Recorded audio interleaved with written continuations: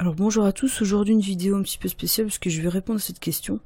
Comment faire pour calculer la longueur des plaintes pour un projet de plusieurs centaines de pièces et créer une étiquette, puis les inclure dans une nomenclature. Donc j'ai cherché, j'ai 3 techniques à proposer. Bon.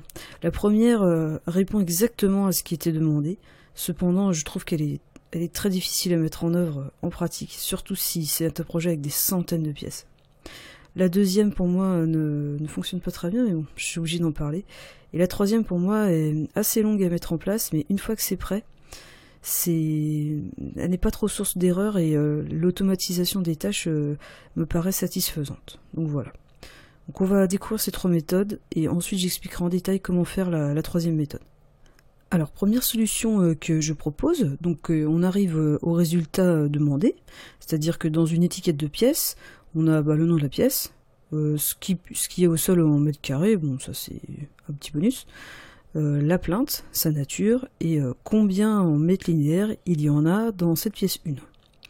Alors ça a l'air sympa comme ça, mais en fait je suis pas satisfaite de cette technique, de la manière dont je l'ai obtenue, parce que pour moi il y a 70% du boulot qui est automatique et 30% qui ne l'est pas, et en plus si on fait des modifs, il y a à mes yeux un grand risque d'erreur, donc je trouve ça pas super satisfaisant. Alors qu'est-ce qui ne colle pas? Pourquoi? Quelles sont les difficultés? Pourquoi c'est compliqué sur Revit d'obtenir un résultat pareil? Alors déjà, on va aussi regarder la nomenclature de pièce finale. Donc je pense que c'est ça qui correspond à ta demande. On a le périmètre de la pièce, le nombre de portes à supprimer, et surtout le mètre de plainte qui va avec. Et en fait, pour arriver à ce résultat-là, j'ai fait une étiquette de pièce que je dirais intermédiaire, qui sert un petit peu à travailler. Donc il y a le nom de la pièce, le mètre linéaire ici. 73 c'est le nombre de kilomètres de porte qu'il faut que Revit enlève par pièce. Et ce dernier paramètre linéaire de plainte, c'est juste le périmètre moins le mètre linéaire de porte à supprimer. Donc dans cette première pièce, ça se passe très bien. Revit a trouvé tout seul 73, il l'a rempli tout seul, puisqu'il sait qu'une porte est affiliée à une pièce. Le problème, c'est qu'une porte, c'est affilié à une pièce, et pas à 2 pièces. Enfin, je veux dire, la porte, elle va de la pièce machin à la pièce bidule, mais il refuse de la compter 2 fois, enfin de la décompter 2 fois dans notre cas. Par exemple, sur cette pièce 2, ici il m'a bien écrit le mètre linéaire que j'ai dans cette pièce 2, mais il n'a rien déduit. Parce que les portes, elles sont affiliées aux pièces adjacentes, à la pièce 3 en l'occurrence ici, et à la pièce 1.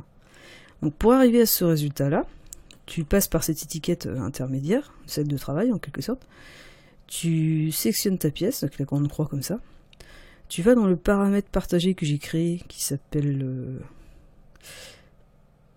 Non pas là, c'est porte à supprimer. Tu écris 73 plus 73, ça fait 1,46 m, donc tu écris 1,46 ici. Appliquer, et là ton linéaire de plainte est bon. Et donc il faut se cogner à faire ça dans chacune des pièces. Donc je dirais, si tu le fais une fois, bon, à la limite ça peut être acceptable, mais le jour où on te modifie les portes, voilà la galère quoi. Donc j'ai cherché d'autres solutions qui me paraissent plus viables à l'échelle des projets dont tu traites, puisque des centaines de pièces c'est quand même énorme. Donc passons à la méthode 2. Alors pour la méthode 2, j'ai utilisé la technique des murs profils. Donc un mur profil, c'est ça là. Donc je vais en supprimer un pour vous montrer comment ça marche. Donc déjà, j'ai fait sur 2 niveaux exprès. Déjà il faut tout sectionner, démonstration, et on choisit cet outil-là, zone de machin, ce qui fait que ça nous montre que le niveau 0, parce que si tu as plusieurs étages, c'est ingérable sinon. Parce que les murs profils ne se posent qu'en 3D. Donc un mur profil, ça se présente comme ça.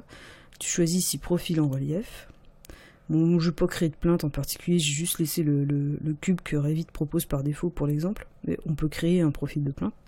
Ensuite tu amènes, tu vois, avec ta souris comme ça, près de ton mur, et tu valides. Alors soit tu t'arrêtes là, tu relances ta commande.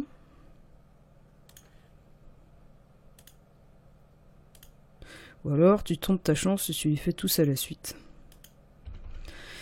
Mais l'inconvénient de cette technique, c'est que quand tu vas dans la nomenclature de profil en relief, tu peux avoir aisément un mètre linéaire total de tes plaintes, qui n'est pas tout à fait juste par ailleurs, puisque, comme tu le vois, je suis pas sûr que... Tu vois, on voit les traits bleus en dessous, donc il doit compter le petit bout de cloison qu'il y a à l'intérieur.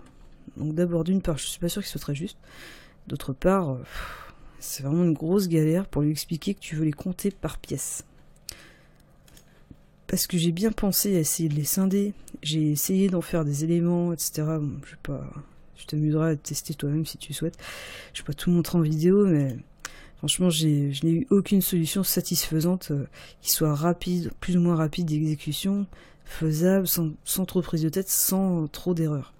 Donc pour moi, cette solution ne convient pas à ce que tu cherches si tu veux faire du métré en pièce par pièce. Si tu veux faire un métré global, bon, pourquoi pas. Parce qu'après aussi, je te dirais, c'est compliqué. Si tu veux dissocier... Enfin, c'est compliqué, non, c'est pas compliqué. Si tu modifies le type, là, tu l'appelles, par exemple, PVC pour celle-ci. Ok, l'autre, tu l'appelleras bois, par exemple, si c'est en bois.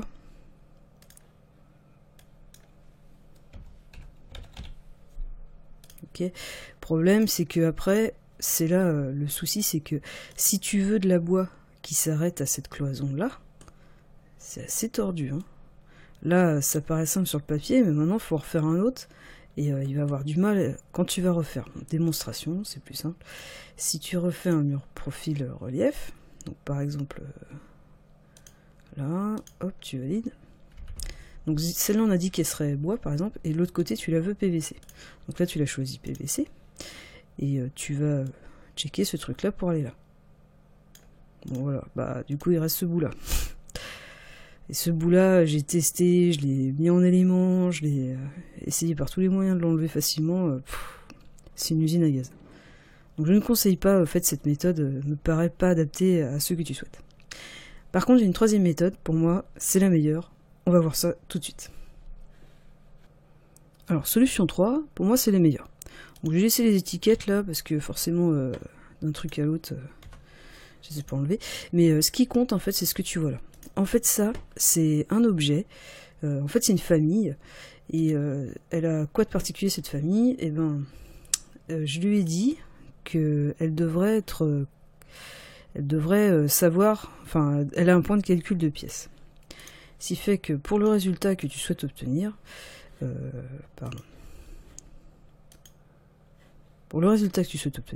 d'abord tu peux faire un plan de repérage de tes plaintes par type. Donc là les roses, je crois que c'est les bois, PVC pardon. Les violettes, ça doit être les bois, voilà, plaintes de bois. Et comment dire, c'est vrai que tu pourras pas mettre d'étiquette de pièces, c'est vrai, mais tu auras dans ta nomenclature un métré de plainte par pièce, et en plus, si tu as un mur qui est différent en termes de plainte, il va aussi te le dire. Et ce tableau, tu peux tout simplement le faire venir sur ta vue en plan. C'est-à-dire que là, tu vois, j'ai fait venir le plan de niveau concerné. En plus, les plaintes sont en couleur, donc ça permet de repérer sur le plan quel type de plaintes vont avec quoi. Enfin, il faut quand même créer une légende à la mano, il n'y a pas de technique secrète pour la faire en 4-4-2 comme avec l'outil des pièces. Et à côté de ça, tu peux voir par pièce, bah tiens, par exemple dans la pièce 2, bah, la plainte PVC, t'en as 47 mètres, 40. Voilà. Dans la pièce 1, du plein de bois, t'en as tant de mètres. Dans la pièce 1, plein de PVC, t'en as 4,07 m. En tout, ça fait un métré de 26-33 mètres. Alors, comment ça s'utilise? Bon, c'est un petit peu fastidieux. Enfin, je veux dire, il faut les créer une à une. Après, si par chance pour toi, tes centaines de pièces sont plus ou moins les mêmes, ça va aller relativement vite, puisque cet objet supporte le copier-coller. Ah oui, pardon, je vais le mettre à côté, parce que j'ai fait un test avec les garde-corps aussi, qui n'est pas du tout probant. Voilà ce que tu peux faire, par exemple ici, bon bah, il suffit de décaler celle-là, là, voilà. Ensuite, tu cliques ici avec l'objet, il va là. Celui-là est à déplacer ici.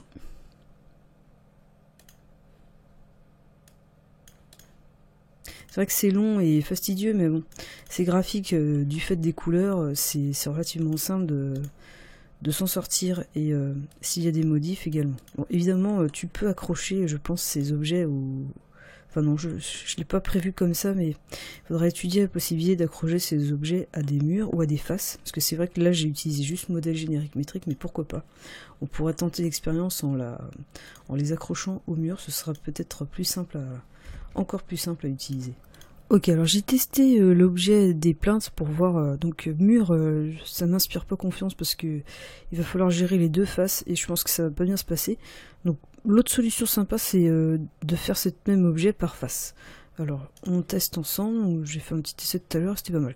Ce qui fait que donc là, tu vois, j'amène ma souris près du mur et en fait la plainte se fait toute seule. Enfin se fait toute seule. Il reste plus qu'à l'étirer, là tu peux la faire comme ça. Et ainsi de suite. Là ensuite il faut quand même étirer. Bon, je ne sais pas. Peut-être que c'est plus simple. On va voir. Après bon là cet objet tu peux obtenir avec cet objet, donc là je l'ai fait très fin mais on peut l'élargir un peu, ou j'ai une autre astuce avec les filtres dont je vais parler dans le tuto détaillé sur comment fonctionne cette technique, et cet objet peut être teinté également rose, violet, etc. Bref, il peut avoir exactement les mêmes propriétés que ceux que j'ai fait tout à l'heure avec modèle générique métrique. Donc voilà, bah justement on va passer à cette dernière partie du tutoriel. Je vais expliquer en détail comment mettre en place toute cette technique, et donc on va essayer avec, on va plutôt travailler avec l'objet qui s'accroche directement aux faces, mais donc sachez que c'est aussi possible de le faire en bête modèle générique métrique. Voilà. Alors finalement je vais scinder en deux la vidéo. Donc à la suite là je vais poster donc la vidéo qui explique comment générer les plaintes avec la petite famille qu'on va créer, hein, donc objet générique métrique, et donc ça s'accrochera au mur, d'autant plus que j'ai pensé après, mais si tu bouges un mur avec la technique de l'objet générique métrique qui s'accroche aux faces, pardon, et ben quand tu vas bouger le mur au moins elles vont suivre, donc ce sera d'autant plus facile. Aussi en conclusion de cette vidéo, il faut que je vous parle d'autres pistes si aucune de ces trois solutions ne te convient.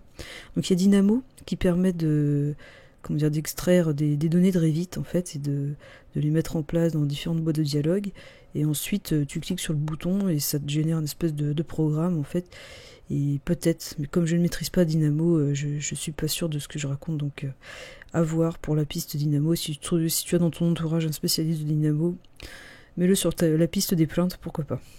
L'autre piste à laquelle j'ai pensé, c'est Attic+. Attic+, c'est un logiciel de maîtrise.